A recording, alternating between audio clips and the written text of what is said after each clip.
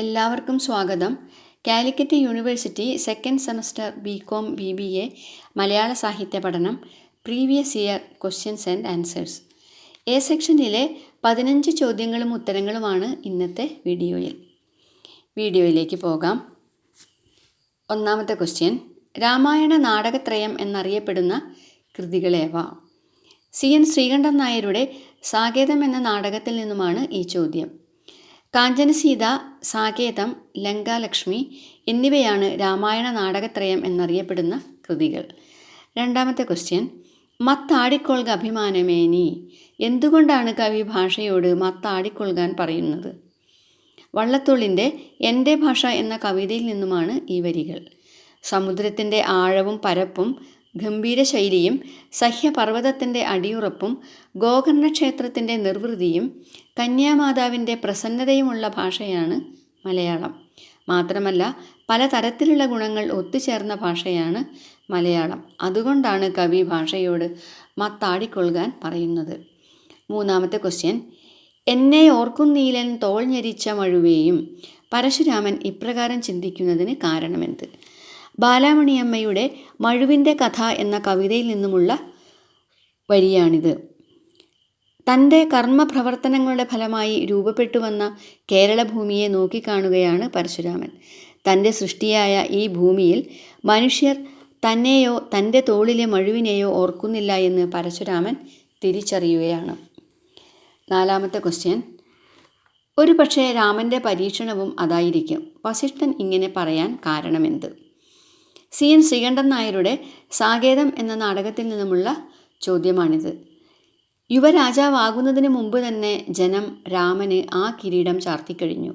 പക്ഷേ ലോകരുടെ ഈ ആരാധന എന്നും നിലനിർത്താൻ രാമന് കഴിയുമോ എന്നും രാജ്യലക്ഷ്മിക്ക് എന്നും ചാമരം വീശി നിൽക്കുമോ ജനപ്രീതി എന്നും വസിഷ്ഠൻ സംശയിക്കുന്നു.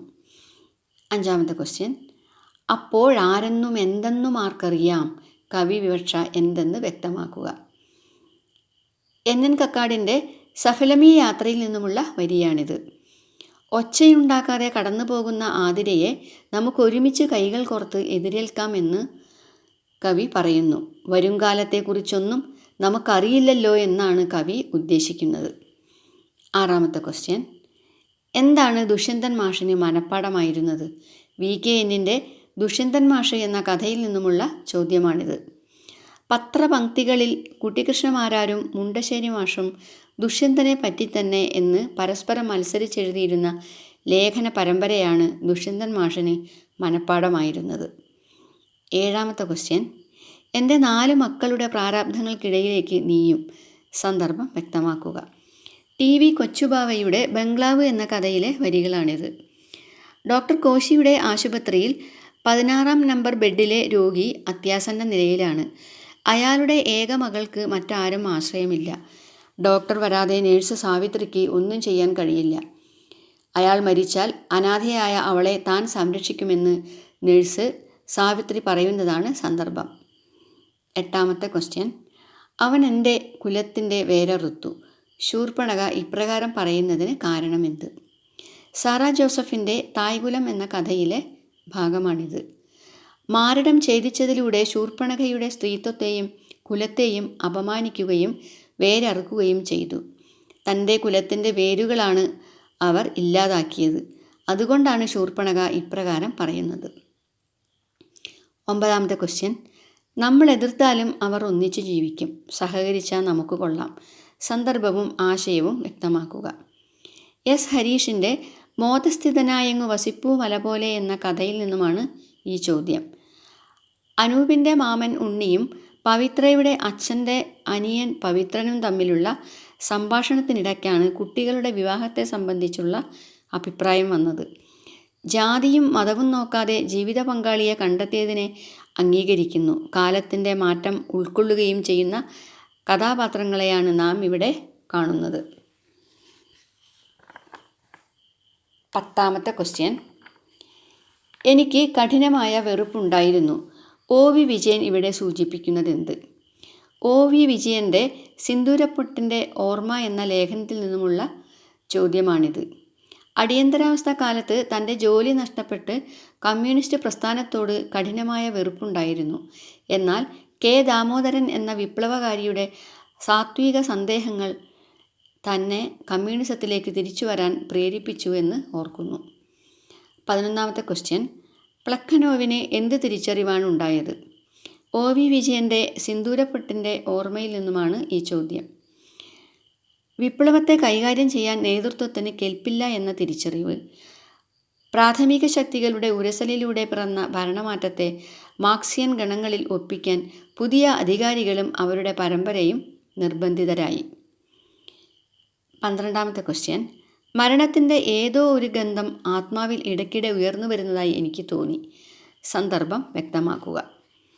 വൈക്കം ചന്ദ്രശേഖരൻ നായരുടെ ഷാരോണിലെ റോസാപ്പൂക്കൾ എന്ന ആത്മകഥാപരമായ ലേഖനത്തിൽ നിന്നുമുള്ള ചോദ്യമാണിത്. ക്രിസ്റ്റി നഹ്റോൺ ലേഖകനോട് താൻ ആത്മഹത്യ ചെയ്യുമെന്ന് സൂചിപ്പിച്ചിരുന്നു.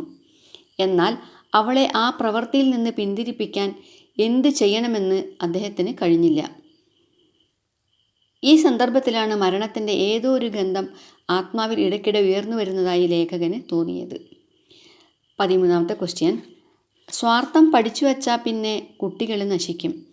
അമ്മമ്മ ഇങ്ങനെ പറയാൻ കാരണമെന്ത്? മാധവിക്കുട്ടിയുടെ ബാല്യകാല അനുഭവക്കുറിപ്പുകളിൽ ഒന്നാണ് പാവക്കുട്ടി. കമലയുടെ മമ്മ എന്ന പാവയെ തറവാട്ടിലേക്ക് വന്ന പ്രേമ എന്ന കുട്ടി എടുക്കുന്നു. മാത്രമല്ല അത് കൊണ്ടുപോകാനായി വാശി പിടിക്കുകയും ചെയ്യുന്നു. അമ്മമ്മ ആ പാവക്കുട്ടിയെ ആ കുട്ടിക്ക് കൊടുക്കുന്നു. പാവ ഇല്ലെങ്കിലും കമലയ്ക്ക് നഷ്ടം വരാൻ പോണില്ല എന്നും സ്വാർത്ഥത പഠിച്ചു വച്ചാൽ പിന്നെ കുട്ടികൾ നശിക്കും എന്നും പറയുന്നു. 14ാമത്തെ ക്വസ്റ്റ്യൻ, ഈ നശിച്ച കൂനിൽ ഇത്രയും ദുഷ്ടതയോ? ആരുടെ വാക്കുകൾ? സന്ദർഭമെന്ത്? CN ശ്രീകണ്ഠൻ നായരുടെ സാകേതം എന്ന നാടകത്തിൽ നിന്നുമുള്ളതാണ് പ്രസ്തുത വരികൾ. യുവരാജാവായി രാമനെ പട്ടാഭിഷേകം നിശ്ചയിച്ച വിവരമറിഞ്ഞ് മന്ധര കൈകേയിയെ സമീപിക്കുന്നു. സർവരാലും വെറുത്ത് ഇന്നോ നാളെയോ പൊള്ളുന്ന വിജനഭൂമിയിൽ അനാഥയായി നീ അലഞ്ഞു തിരിയും. കൗസല്യയാണിനി രാജമാതാവ്. 2ാം സ്ഥാനക്കാരിയായി കൊട്ടാരത്തിൽ ജീവിക്കേണ്ടി വരും എന്നൊക്കെ പറഞ്ഞ് നടക്കാനിരിക്കുന്ന രാജ്യാഭിഷേകത്തിനെതിരെ പ്രവർത്തിക്കാൻ കൈകേയിയെ പ്രേരിപ്പിക്കുന്നു.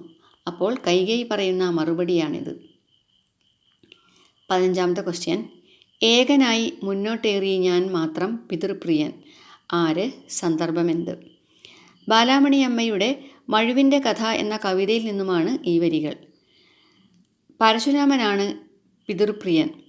കുലത്തിൻ്റെ വിശുദ്ധിക്കായി പതിതയായ അമ്മയെ കൊല്ലാൻ പറഞ്ഞപ്പോൾ മറ്റു സഹോദരർ എല്ലാവരും പിന്മാറി. ആ സന്ദർഭമാണിവിടെ സൂചിപ്പിക്കുന്നത്. ഇതോടെ ഇന്നത്തെ വീഡിയോ പൂർണ്ണമാകുന്നു. നന്ദി, നമസ്കാരം.